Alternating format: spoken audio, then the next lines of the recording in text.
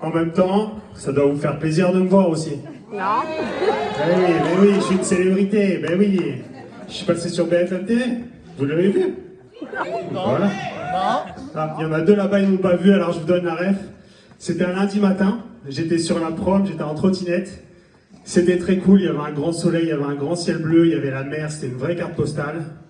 Et là, j'entends « Monsieur, arrêtez-vous s'il vous plaît ». Je fais ouais, je sais pas faire les accents. Et vous allez en rencontrer. Et là, je vois 4 flics qui me tombent dessus, dont un avec les jumelles.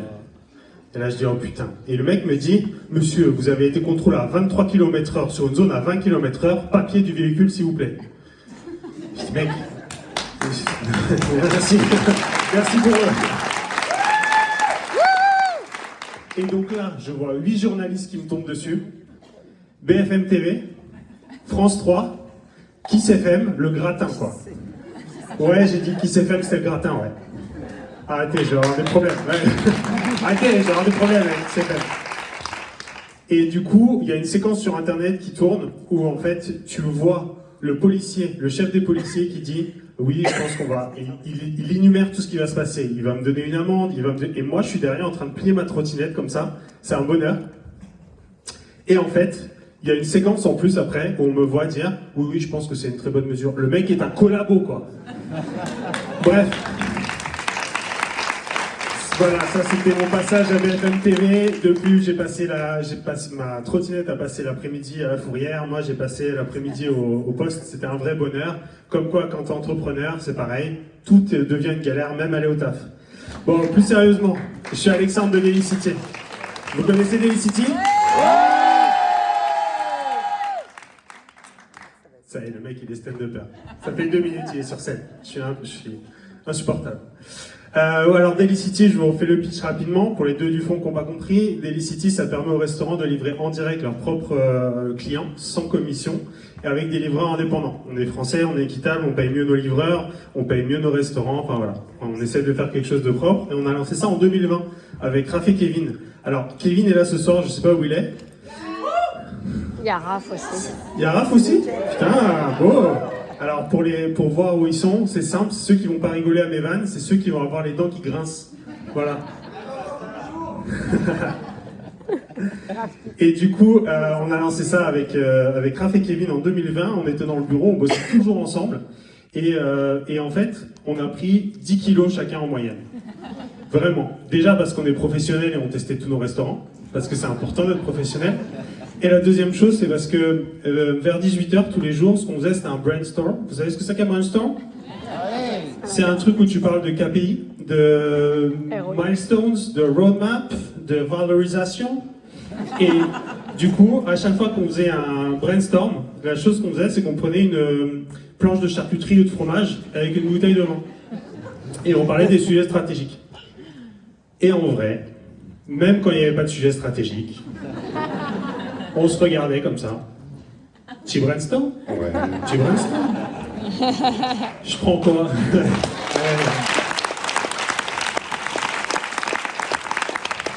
Je prends quoi ? Je prends un brainstorm charcuterie, un brainstorm fromage ou un brainstorm mixte ? Voilà. Leçon de start-up, un brainstorm, c'est du bullshit, c'est juste un apéro. Voilà. Donc du coup on a pris 10 kilos chacun, en moyenne. Alors je dis en moyenne parce que Kevin il a pas pris 1 gramme. Je vous laisse faire les calculs. Et du coup Delicity, en vrai, ça commençait à bien marcher pendant le confinement. Et on s'est dit, on va aller lever de l'argent, on va se développer dans le monde. Et du coup on a fait un premier pitch avec Raph. On est allé à la CCI, à Nice, juste à côté. Et en fait, à la fin de notre pitch, les mecs de la CCI nous ont dit les gars, vous êtes super, hein, mais on n'a rien compris. Oui, mais nous, on voulait de l'argent, on voulait pas des nouveaux amis. Du coup, on a travaillé fort, on a trouvé des nouveaux invests, et on a réussi à lever des fonds. Et le dernier jour de la levée de fonds, le dernier jour où il fallait verser l'argent, là, il y a un invest, il est injoignable. Et là, c'est horrible, et tu te dis, mais comment c'est ? Et moi, j'ai des relations maintenant, BFM, Kiss FM, tout ça. Du coup, j'arrive à le retrouver. Le mec est sur son voilier en Corse, tu sens que t'as pas du tout la même vie. Il a pas du tout les mêmes emmerdes. Et le mec nous dit, ah oui, c'est bon, je vais verser l'argent. Il verse l'argent, il manquait 23 centimes.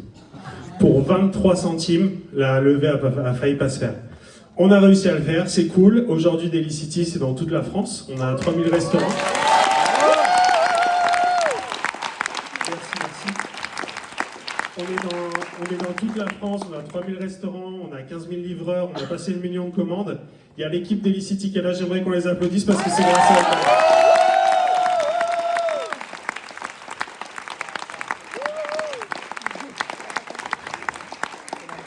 Non, c'est faux, c'est du bullshit, c'est du management. Moi, mon fils, il commande. Merci Sophie. Non, voilà, du coup, Delicity, alors moi je m'occupe Delicity, je m'occupe de la partie marketing, de la partie produit, de la partie merchandising, je sais pas si ça se voit.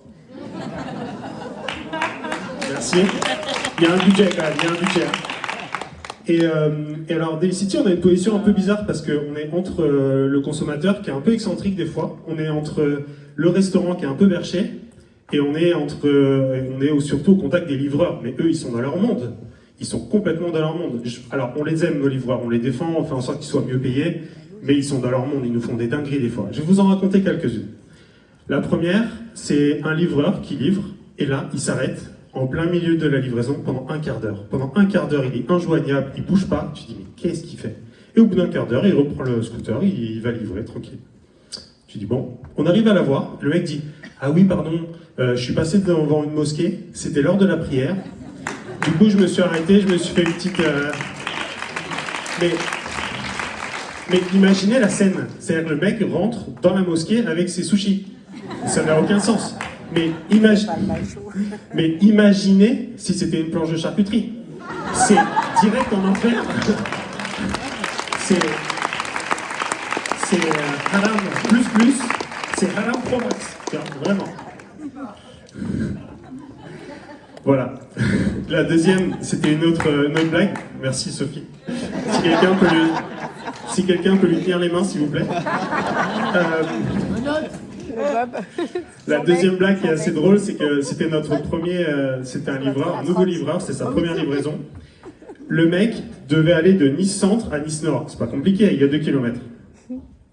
Le mec prend la commande, il monte chez le client, tu dis tout va bien. Il dépasse le client, tu dis bon, il fait un détour, c'est pas ouf. Il continue de monter, tu dis putain, il fait une double, sa première commande, c'est pas dingue. Il prend la 8. Il continue à partir. Il descend à l'aéroport. Saint-Laurent, Cannes-sur-Mer. On dit mais c'est pas possible. Du coup nous on l'appelle. On dit mais le mec peut pas décrocher, il est sur la 8 en fait. Ok là. Du coup on arrive à le contacter au péage entre Antibes et Cannes.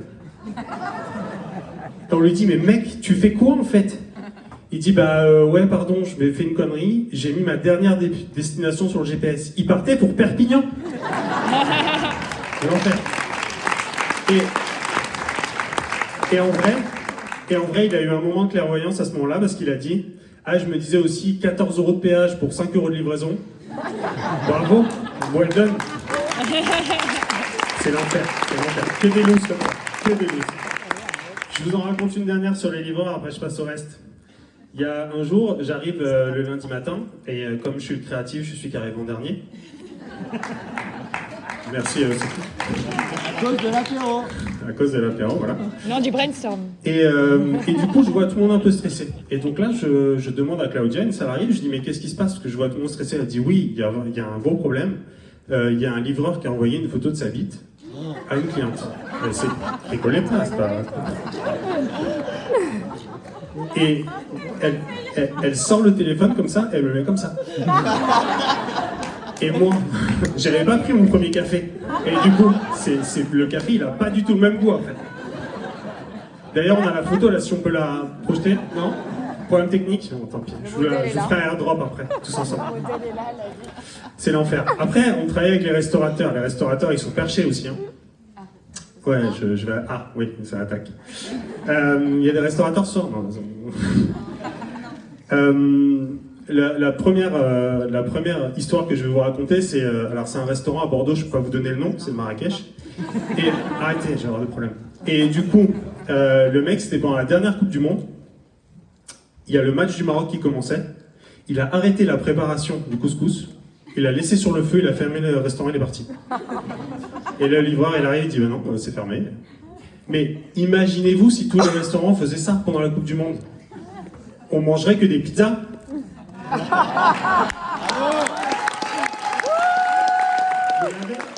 l'avez. Tu veux que j'explique la blague ou pas?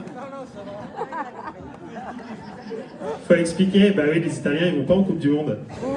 C'est bon. Voilà. C'est cadeau. J'aimerais bien qu'on la réapplaudisse cette blague parce qu'elle m'a vraiment demandé du travail. S'il vous plaît, merci.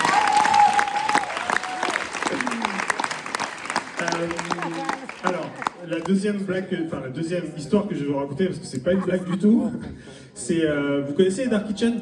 Vous voyez ce que c'est? Dark Kitchen, c'est un restaurant qui décide de faire un autre type de nourriture, avoir une autre carte pour rentabiliser et son staff et son équipement, etc. Et du coup, il y a un restaurant sur Nice, alors je peux pas donner le nom, c'est Oceanosa. Et arrêtez, je vais vraiment avoir des problèmes. Et du coup, il a commencé à faire une Dark Kitchen. J'ai dit bon, ok, très bien. On n'était pas au courant pour le coup. Et un jour, il y a un Thierry qui nous appelle. Il y a Thierry dans la salle ce soir? On s'en fout. Et du coup, zéro Thierry. Et du coup, en fait, Thierry nous appelle, il nous dit mais là, ça fait 1 heure, j'ai commandé 70 € de sushi pour ma femme, mes enfants et moi. Et là, je viens de recevoir un bol de coquillettes et un iced tea pêche. Pas ouf. Mais là, il y a un deuxième Thierry qui a reçu 70 € de sushi. On n'en a jamais entendu parler de lui. Ouais. C'est pour ça, s'il y a Thierry dans la salle, on va te retrouver, Thierry, on va te retrouver. Sérieusement. Allez, et pourquoi vous commandez tous des sushis à Saint-Valentin aussi? Il y a un truc quand même, non? Vous avez déjà remarqué, vous commandez tous des sushis à Saint-Valentin? Putain, il y a 3 ans de ça. Il y a, alors le même restaurant, c'est Oceanosa. Franchement, allez-y, c'est très bon. Franchement, c'est super. Je bitch dessus, mais c'est très bon. J'espère que Manu, t'es pas là. Le mec s'est fait tellement défoncer par le nombre de commandes que la dernière commande, elle est arrivée à 00h30 chez la cliente. Et comme par hasard, la cliente répond pas. Donc moi, j'appelle, j'insiste un peu. Elle finit par décrocher. Elle me dit mais j'ai commandé les sushis à 19h30. 00h30, ça fait un peu tard. Je suis désolé. Voilà, que des looses comme ça. Et du coup, bah, moi, je dis au livreur, bah, félicitations, t'as gagné des sushis, tu peux manger les sushis. Et le livreur me dit, ah non, moi, je mange pas ça. Je vais donner ça à un SDF. C'est beau? Ouais. Merci pour lui. Et du coup, il y a un SDF, un 14 février, à 00h30. Il a reçu 100 € de sushis, la petite rose, le petit chocolat. Il s'est mis bien, lui. Du coup, il y a des SDF qui suivent nos livreurs toute la journée maintenant. Non, je fais ça. J'ai fait un date avec une restauratrice un jour.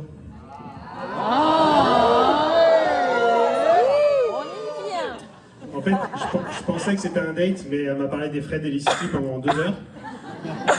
Du coup, c'était peut-être pas un date. Et du coup, la bonne nouvelle, c'est que j'ai passé l'addition en frais. Et donc ça, c'est bien. Quand t'es entrepreneur, c'est bien. Bref, non, l'entrepreneuriat c'est vraiment cool. Si vous êtes là, c'est que vous savez de quoi je parle. Continuer à entreprendre, c'est très cool. Il faut rigoler, en fait, il faut vraiment rigoler et il faut décompresser, rigoler et après on résout le problème. Je vais vous donner 2 exemples encore, après je vous embête plus. Vous pouvez me dire non, vous m'embêtez pas. Bon.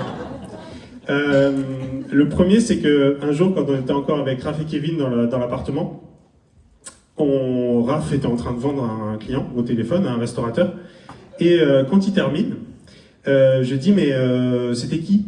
Et il me dit, alors j'ai pas le droit de dire le nom, Kiwi Sushi, et du coup, moi Kiwi Sushi je les connais, et c'est bon. Et je dis ah ouais Kiwi Sushi, je connais, c'est bon. Et là, Raph se lance dans une imitation. Il dit ah oui Kiwi Sushi, très très bon. Applaudissez pas ça. Alors je suis pas là pour parler du bien fondé et du politiquement correct de cette vanne, mais juste après on a entendu vous avez pas raccroché.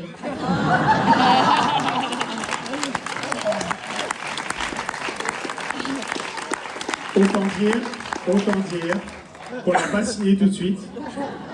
D'ailleurs, on l'a pas signé du tout. Voilà. Et la dernière histoire, c'est qu'en fait, l'année dernière, on a fait un séminaire à Nice. On a fait venir toute l'équipe d'Elicity. On a une vingtaine de personnes sont venues, donc c'était très cool. On a passé un bon moment et on a fait une session à Ricordia. Vous connaissez Ricordia ? Oui. Super, bah ça c'est du placement produit, du coup j'ai essayé de négocier un code promo. Et du coup on est allé à Ricordia et on a fait un jeu où finalement devant les caméras, on tirait une carte, on tirait des cartes et on répondait aux questions personnelles. Et il y a Alice qui est par là-bas a priori, qui a tiré une carte, c'était « Si tu pouvais dîner avec une célébrité vivante ou morte ?» Elle a répondu « Bah vivante ». Allez c'est tout pour moi, merci beaucoup.